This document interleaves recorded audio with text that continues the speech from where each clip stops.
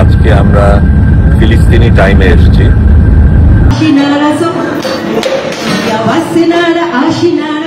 যখন পুরো দেশ শহীদুল আলমের সাহসের প্রশংসা করছে, তখন উল্টো পথে হাঁটলেন হুমায়ুন পত্নী মেহের আফরোজ শাহন।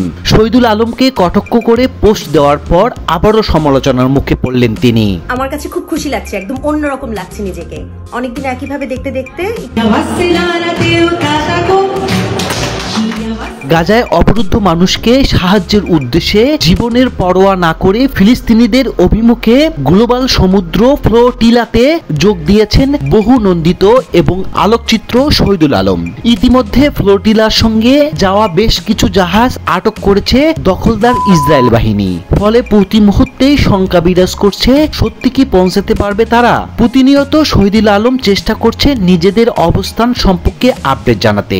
গত 6 অক্টোবর রাত্রে আকস্মিক তার ফেসবুক ওয়ার্ল্ডে ভাইরাল হয় একটি নিউজ। ওই পোস্টে বলা হয় ইসরায়েল বাহিনীদের হাতে আটক হচ্ছেন তিনি। তার এমন পোস্টে চিন্তার ভাঁজ দেখা যায় ভক্ত ও সমর্থকদের মধ্যে। আমরা সুবুত ফতিরার শেষ অংশে। তবে এই ঘটনার কিছুক্ষণ পরেই মুছে ফেলা হয় পোস্টটি। তিনি দুঃখ প্রকাশ করে জানান এটি ভুলবশত পোস্ট করা হয়েছে। তিনি আরো বলেন, লেখাটি মূলত একটি ভিডিও স্ক্রিপ্ট। যদিও কোনো কারণে আমরা আইডিএফ এর হাতে আটক হওয়ার সম্ভাবনা দেখতে পাই, তা প্রকাশ করার জন্য। পুরো ঘটনায় যেন সবার কাছে যখন একটু স্বস্তি প্রকাশ করলো, তখনই দেশের একটি বিখ্যাত গানের লাইন তুলে ধরে ব্যঙ্গাত্মকভাবে মন্তব্য করলেন মেহের আফরোজ শাহন। গাজার নৌকা পাহাড় তলি যায়, ও মীরাবাই গাজার নৌকা পাহাড় তলি যায়। এই গানটা কেন যেন মাথায় ঘুরছে কে জানে।